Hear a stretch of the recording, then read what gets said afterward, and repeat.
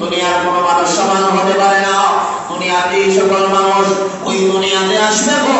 তাম দুনিয়ার মানুষের আমল যদি এক পাল্লায় জমা করা হয়, আপনার সাহাবায়ে কেরামের একজন সাহাবীর আমল যদি এক পাল্লার মধ্যে রাখা হয়, আমি আল্লাহ জানাই দিয়েছি ওই একজন সাহাবীর আমলনামা দুনিয়ার সমস্ত মানুষের আমলনামার চাইতে ভারী হবে।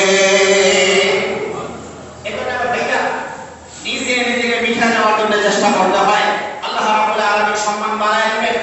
নিজামউদ্দিন আউলিয়া রাহমাতুল্লাহি আলাইহি কত বড় আলেম ছিলেন। শুরু জমানায় ওনার নাম ছিল মাওলানা বাহমাস, মানে তর্কশাস্ত্রে এত পণ্ডিত ছিলেন, ওই জমানার কোন মানুষ ওনার সাথে তর্ক করে কুলাইতে পারত না। উনি যে কোনো পন্থায় তর্কের মধ্যে বিজয় হতে দিতেন, বিজয় হতেন। এখন লাস্ট পর্যন্ত মুরিদ হইলেন ফরিদউদ্দিন গঞ্জে শকর রহমাতুল্লাহি আলাইহি ওনার কাছে। এইভাবে সম্মিলিত হয়ে দেখেছেন। আওয়ামুল মাওয়ারিফ একটি কিতাব আছে, বড় মজার কিতাব। সেই কিতাব পড়লেন ফরিদউদ্দিন গঞ্জে শকর রহমাতুল্লাহি আলাইহি ওনার কাছে পড়ার জন্য বসলেন। কিন্তু কিতাবটা ছিল পুরাতন, কোনো মানুষ জানা পড়া সম্ভব না চশমা ছাড়া। ফরিদউদ্দিন গঞ্জে শকর রহমাতুল্লাহি আলাইহি পড়াইতেছেন, তো এক লাইন ওনার চোখে মালুম হয় না, উনি পরিষ্কারভাবে বলতে পারেন নাই।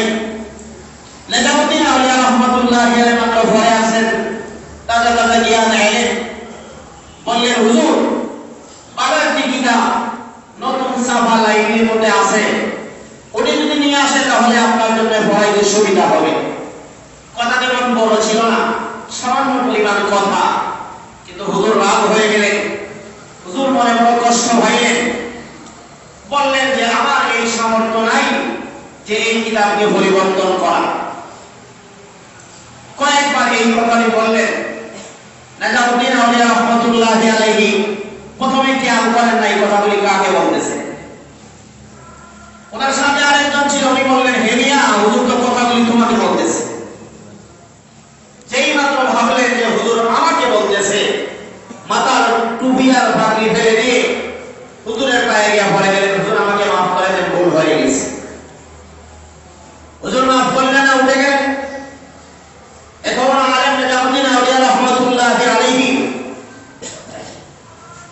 হুজুর রুমে যাওয়ার পরে বড় পেরেশান হইলেন, এখন আমি কি করব কি না, আমার জীবন তো বরবাদ হয়ে যাবে।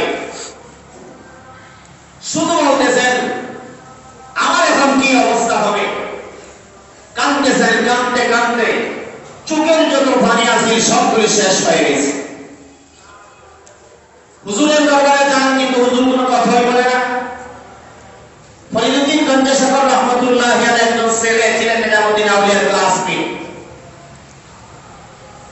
শেষ পর্যন্ত সিদ্ধান্ত নিলেন পাহাড়ে গিয়া কুয়ার মধ্যে পড়ে, কুয়ার মধ্যে পড়ে না জীবনকে নিশ্চিত করে দিবেন। যেই মাত্র গেলেন ভরে মারা যাবেন, মনে মনে ভাবলেন আমি যদি মারা যাই তো মারা যাবো, কার উপর যদি কেস করে দে। নিজামউদ্দিনের মতো মানুষ এমনি এমনি ভরা সম্ভব না, ওরা হয়ে কেবল ধাক্কা দিয়ে ফেলে দিয়েছে। এজন্য নির্দোষ কোন মানুষের উপর কেস করবে, এজন্য মরেও নাই। ওনার ছেলেকে বললেন ভাই আমার তো এই অবস্থা, কি করবো কি না। ফরিদউদ্দিন গঞ্জে শকর রহমাতুল্লাহি আলাইহি ছেলে গেলেন আব্বার দরবারে গিয়ে বললেন, আব্বা নিজামউদ্দিনের অবস্থা তো ভালো না, যায় কুফে করে মারা যাবে। মরে না কেন?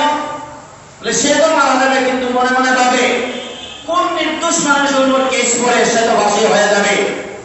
শেষ পর্যন্ত আমাকে ফাঁসির আসামি হইয়া আল্লাহ রাব্বুল আলামিনের দরবারে হাজির হতে হবে। ফরিদউদ্দিন গঞ্জে শকর রহমাতুল্লাহি আলাইহি বলেন নিয়ে আসে। আল্লাহ নিজামউদ্দিন আউলিয়া চলে গেলেন। এত বড় আলেম হয়ে যাওয়ার পরেও নিজে নিজেকে বড়তে মন ভাবেন নাই। চিন্তা করলেন এখন যদি হুজুর আমাকে মাফ না করে তাহলে আমার জিন্দেগি তো বরবাদ হয়ে যাবে। যাই হোক ছেলের মাধ্যমে ওনার আব্বা যান ফরিদউদ্দিন গঞ্জে শকর রহমাতুল্লাহি আলাইহি ওনার দরবারে চলে গেলেন। মাথায় টুপিও নাই, পাগড়িও নাই, পায়ের মধ্যে পড়ে বললেন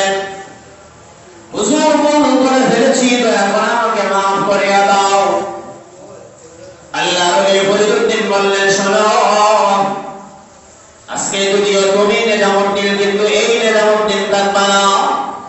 2 দিন পরে কি হবে জানি? তুমি ওই ভারতবর্ষের মহান, তুমি আল্লাহ ওলি হয়ে যাবে, সেই কথা আল্লাহ আমাকে জানা দিয়েছে।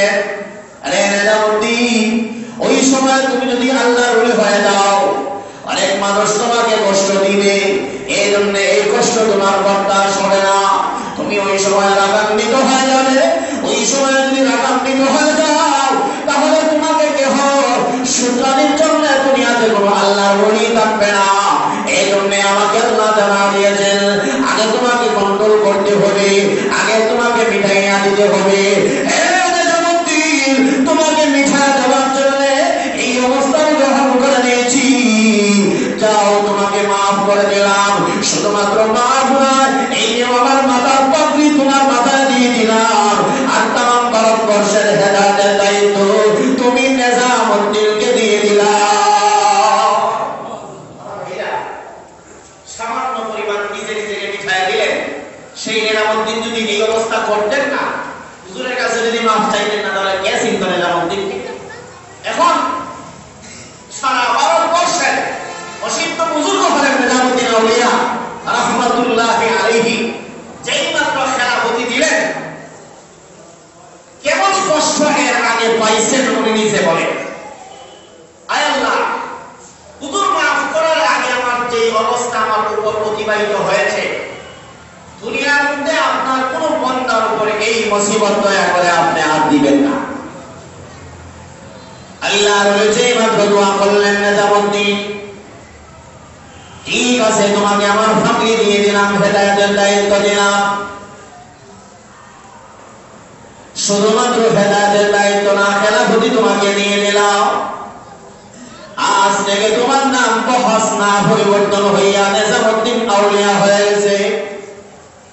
আল্লাহর ওলি নিজামুদ্দিন বললেন, হুজুর দায়িত্ব দিলেন, শুধুমাত্র দায়িত্ব দিলে হবে না, আল্লাহ দরবারে দোয়া করে আল্লাহ দিল।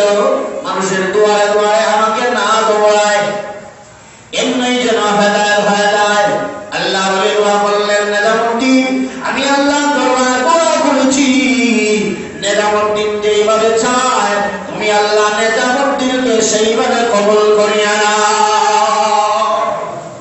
এই দোয়া করার পরে আল্লাহ রাব্বুল আলামিন নিজামুদ্দিনকে এমনভাবে কবুল করে নিয়েছেন, নিজামুদ্দিন আউলিয়া রাহমাতুল্লাহি আলাইহি মাদ্রাসা থেকে বাড়ি যাইতেছেন, এখন ওনার বীর মুর্শিদ ফরিদুদ্দিন গঞ্জে সকল রাহমাতুল্লাহি আলাইহি খানকার ভিতরে মাথায় টুপিও নাই, বাঁধিও নাই, শুধুমাত্র এই মাথা যায় আর ওই মাথায় আরেকবার যায়।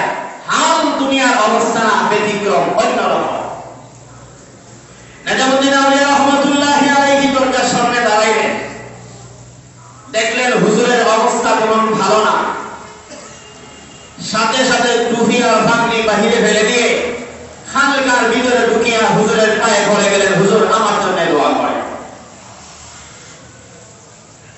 আল্লাহর ওলি গঞ্জে শুকর রাহমাতুল্লাহি আলাইহি জানা দিলেন, ও নিজামুদ্দিন আউলিয়া, তুমি আমার কাছে চেয়েছো, আমি আল্লাহর কাছে দোয়া করব, আল্লাহ যেন এমন জিনিস তোমাকে দান করে, এই জিনিসের কারণে দুনিয়ার কোনো মানুষ তোমাকে ধরতে হয় না, কারো দুয়ারে দুয়ারে যেতে হয় না।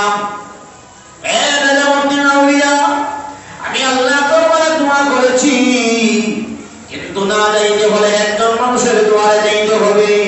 এই যে তাকায় দেখো, আমি যার দুয়ারে এইভাবে অস্থির হইয়া করতেছি, তুমিও তাহার দরবারে এইভাবে অস্থির হইয়া করতে হবে।